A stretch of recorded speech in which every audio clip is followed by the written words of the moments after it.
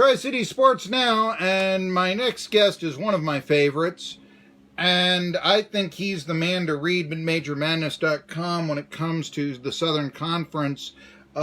He's got a real take on all of the teams, if you will, and all the programs.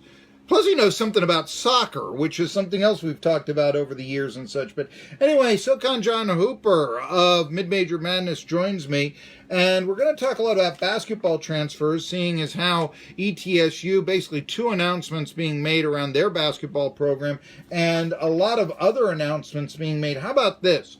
There are 26 players from the Southern Conference this year that have either announced intentions to transfer or to go pro. Think about that.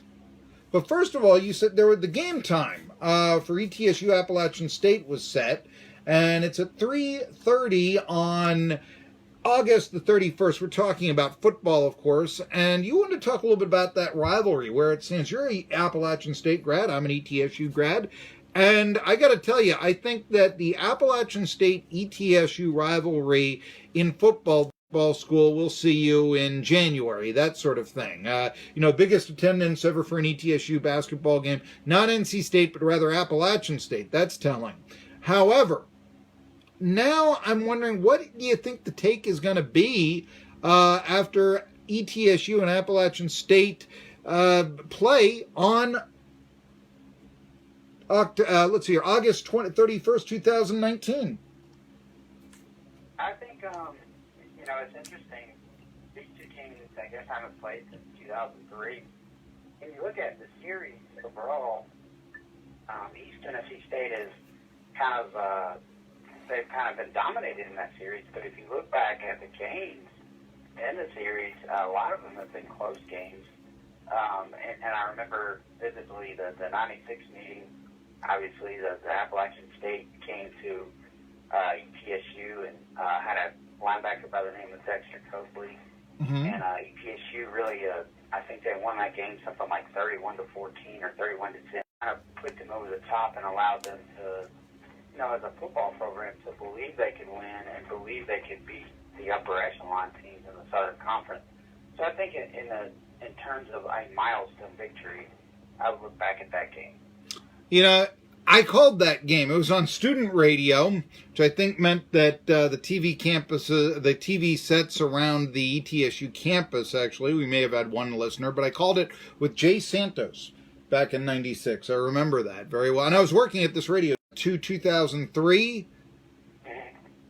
App State has only lost twice. 96 and 97. I thought that the highlight of Paul Hamilton's career was putting 50 on the board against the Mountaineers in 1997, to tell you the truth. I thought that was a big day for ETSU, and I think that ETSU fans thought that the good times would never end after that, and oh, how they did, But here's the thing, it's not the same two programs. Look, Appalachian State was nationally ranked last year. They're in the FBS.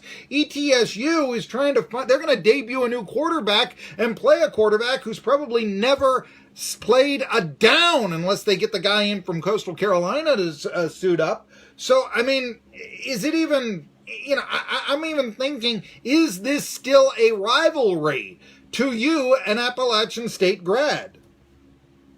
I think only probably in proximity, just because of, I think it's like 57 miles from Johnson City to Boone. Yeah, I guess Appalachian State folks would probably not look at it as a rivalry. If they were still in the same conference, and if we played a hypothetical game, if they were both FBS foes, I think that it would still be a rival, but I'm not sure where it fits in, the FCS rivalries that they had. Now, obviously, they were able to carry on the Western Carolina rivalry, kind of unfortunately came to an end with the move up. But I think this is going to be the first Southern Conference team that Appalachian State has played since they moved up to the FBS level. So I think think there's some significance in that. I think, you know, if you look at App State, what they did at Penn State last year, Mm-hmm. I think one of the better group of 5 schools.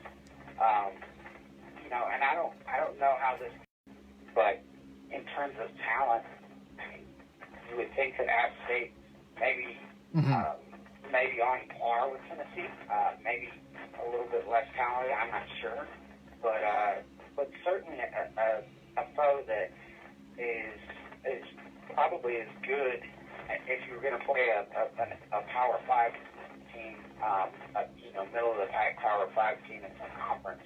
Appalachian State would certainly be a team like that, and I think it's going to be a tough game for the fact that ETSU is going to be starting a new quarterback, and that's not an easy environment to go into. But having said that, I think ETSU probably would gain a little bit of confidence, I would think, off of a conference championship in which they went to the FCS playoffs. So it'll be interesting to see if the program has, you know, risen, and if the players kind of feed off that confidence and are able to go in and maybe do a few things at Appalachian State that some people might not expect them to do. Well, here's the deal that I see in this football game. I think for Appalachian State, it is the opportunity to the Southern Conference. We're better, and although that is truly debatable when it comes to basketball, football, hey, they got 85 scholarships. SoCon has 63. I mean, you know, Right. It's hard to, and I know the SoCon, historically, it seems every year they knock off a big boy. You know, I mean, whether it's back in the day, Billy Taylor was a linebacker beating NC State, or whether it's a few they were in the SoCon beating Florida, or the Citadel beating South Carolina, or, I mean, when Appalachian State was in the Southern Conference, they used to beat up on Wake Forest with regularity. And I mean, I could go down the list. Appalachian State, Michigan, everybody knows about. So it seems like every year there is that upset. But as you said, I think there are 2 teams that next year would be benefited by not throwing a pass. I think there are 2 teams in the football teams that should just run the ball on every. Yeah, well, yes, with Quay Holmes, exactly, and a quarterback that nobody knows who he's going to be, frankly, and whoever he is, it will either be injury prone or inexperienced. So you know, you have to look at that. Interesting thing about I guess Quay Holmes was, I believe that tells you right there he's you know, a reputable recruit, a Sunbelt type guy, and an upper echelon Sunbelt recruit. So obviously, if Georgia Southern was looking at somebody of Quay Holmes' ilk, Yeah. That speaks volumes of him as a running back, because we all know what Georgia Southern does. ETSU's Ernest Biner. I mean, we know about the fumble against Jacksonville State at the goal line, and that's why I say that. But even so, Ernest Biner, after that fumble, got Super Bowl rings. Ernest Biner was a quality NFL back. And yeah, I do think that at least on the FCS level, in terms of what they bring to their team, yeah, Quay Holmes and what Ernest Biner brought to the Browns and the Redskins back in the day, very comparable. So I would say, with, yes, some snark, but also some compliments, that Quay Holmes is another Ernest Biner. Okay, I'm holding that.